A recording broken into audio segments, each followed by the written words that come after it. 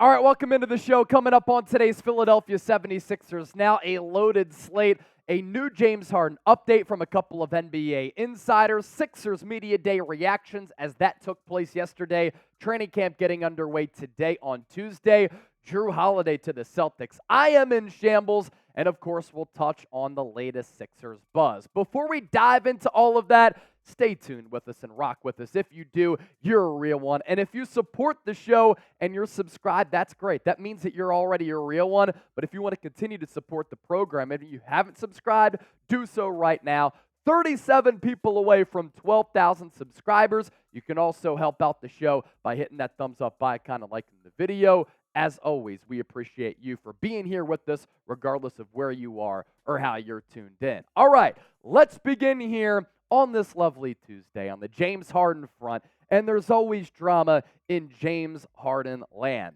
That is something that we've been accustomed to as Sixers fans. So from Media Day, didn't show up yesterday as Daryl Morey, Nick Nurse, players did chop it up with all of the media members on hand at the Camden practice facility. And there's this report from Jared Greenberg of NBA TV who said this: while it is unclear what Harden's next steps will be, it has been made clear to me by one high-ranking 76ers official that the Sixers would not be surprised. In fact, they expect James Harden to show up to training camp at some point and make the situation, quote, painful for the organization.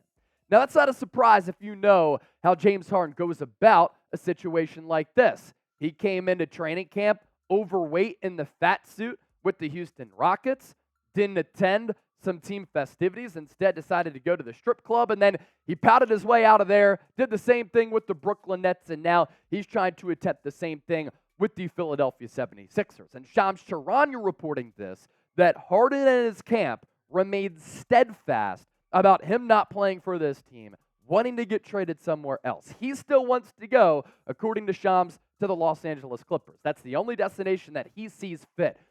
Here's what the funny and ironic thing is. This is classic James Harden behavior. He's mad at Philadelphia for not trading him, but there's one team he wants to go to. It's the Los Angeles Clippers, which I think are a good fit because they need somebody to pressure the rim and initiate the offense. Yet the one team he wants to go to is the one that stopped trade talks with Philadelphia and doesn't want to trade for him as of right now. I think that that's pretty telling. And I think that here on the show, we have to have a little bit of a new movement. We have to patent a new quote, classic James Harden. Doesn't care about the one thing that he hasn't been able to accomplish in his NBA career. That's been fantastic.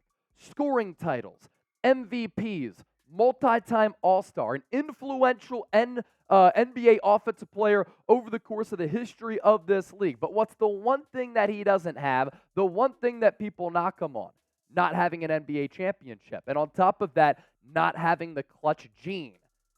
You have a great opportunity to bring home a Larry O.B. with the Philadelphia 76ers. In fact, this team is equipped, if you play on it, to compete for an NBA championship. You took the Boston Celtics to 7 games in the second round last year. You should have had that, John, wrapped up in 6. Instead, you gave the Celtics extra life.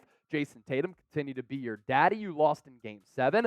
And James Harden's body language, his effort, his play in that game was awful. But you have an opportunity, James, to rewrite the narrative.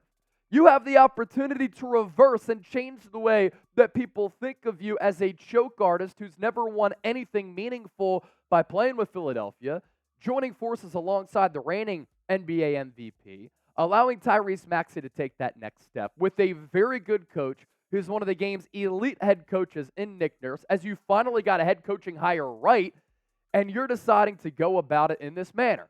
Why is that? Because James Harden is selfish, and James Harden is a me guy. And I love what Matt Barnes and Kevin Garnett had to say about the Harden situation. Barnes said that Harden better be careful because the NBA doesn't need him right now. And KG, he's hilarious. You only have so many wiggles.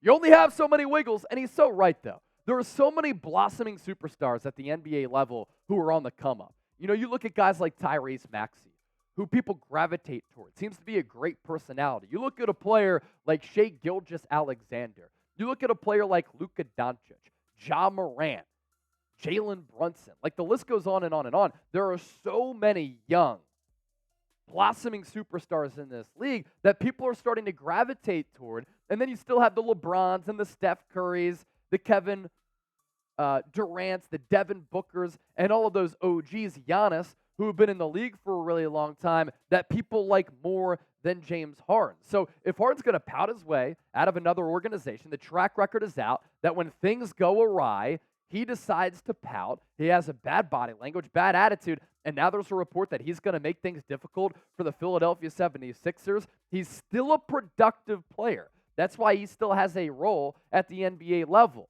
But you are clearly a declining player. And when you combine a declining asset with a guy who's bad for your locker room culture and has the dubious playoff history that he has, that's why no team across the NBA this offseason wanted to give him more than $36.5 million or give him a multi-year deal, because they're concerned that the same thing can happen again and history will repeat itself like it did in Houston, like it did in Brooklyn, and it appears as though we're going for another Ben Simmons situation in Philadelphia, third destination for Harden, in which he asks out. Now, more Harden trade rumors from Jared Greenberg. He said at one point after Harden asked for a trade, I was told that as many as 4 teams in what was a categorized serious trade conversation with the Sixers for James Harden partook in those talks. However, at this point, those talks have fizzled out. No deals are being discussed as of today. The point of it for the Sixers brass is to get Harden to play in Philadelphia, or they want to get value back that makes sense. They don't want to live in that middle ground. It's either get Harden to play or get a return that allows the Sixers to win. And transitioning to that, Daryl Morey, who frankly I'm tired of hearing from, did talk about the James Harden trade talks. He said, quote, he continues to seek a trade, and we're working with his representation to resolve that in the best way for the 76ers and for all parties. We are headed potentially for the long haul here in this stiff negotiation between Morey and his camp, very aggressive executive, and James Harden, who always wants to get his way. It's literally the Ben Simmons saga all over again, which obviously isn't great for Philly because it seems as though they can never escape that drama. As for the Jrue Holiday trade, I said it here on the show. I wanted it to happen. I thought that he would have been a great fit alongside Tyrese Maxey and Joel Embiid. You get an elite two-way guard who's won a championship before, who's about a 40% from three guy, can handle, play off ball. Great for the culture. Everybody raves about him. And now you get a player like that who would have been perfect for you. And now he goes to a fierce Eastern Conference rival in the Boston Celtics, makes their team better, improves them, and becomes a serious weapon on a team that I think is already better than Philadelphia with Jason Tatum, with Jaylen Brown, and a couple of the other really good pieces, Kristaps Porzingis, if he can stay healthy. Like, that right there is a squad.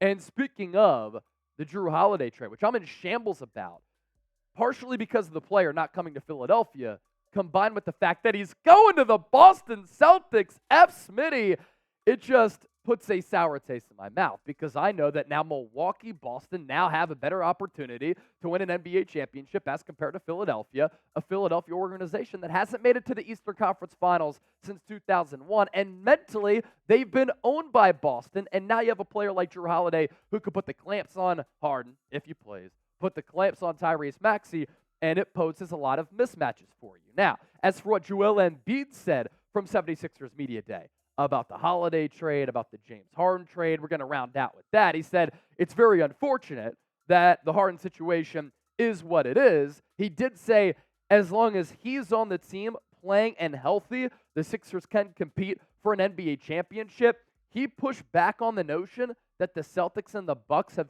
surpassed the Sixers, but I'd make the argument right now, given the mentally fickle nature of Philadelphia, the unsure nature of whether or not James Harden is going to play, that the Celtics and the Bucks were better than the Sixers last year and still are better than Philadelphia. He also talked about this, about being with the Sixers moving forward. He said that, look, obviously I want to win. We got to make moves to win. He did say, I feel like over the next 9 years, as long as I'm healthy, as long as I'm here, we should try to compete for an NBA championship every single year. And yes, I agree. You have the reigning MVP. Unfortunately for him, he's had some awful injury luck in the NBA playoffs where he's always banged up with the knee, with the thumb, with an orbital fracture. It's crazy. If he could stay healthy and be his dominant self in the playoffs, you have a better chance of winning. And anytime you have a player like that who's a great two-way guy, who alters the game offensively, who could pop off for 30, and then rim protect and block shots on chase downs and just stand on that low block and swat your ish away, you have an opportunity to be a special team. The thing that's held the Sixers back is his lackluster play in the playoffs, partially due to injuries, but the supporting cast as well. And right now, you have questions about this supporting cast because you're not sure if Harden's going to play. Tyrese Maxey's going to have to take a big leap. Tobias Harris kind of shrivels in some big moments, and this right now is a little bit of a flawed roster. It's going to be riveting. It's going to be interesting. Sixers basketball right around the corner, and either way, diehard fan of the team, so I'm really pumped up for it. Make sure you subscribe to the show for year-round Sixers content. If you're a Phillies fan, playoff series underway in the wild card round against the Miami Marlins. Go Phils, ring that bell. Go Sixers. We'll catch you next time. We appreciate y'all for watching.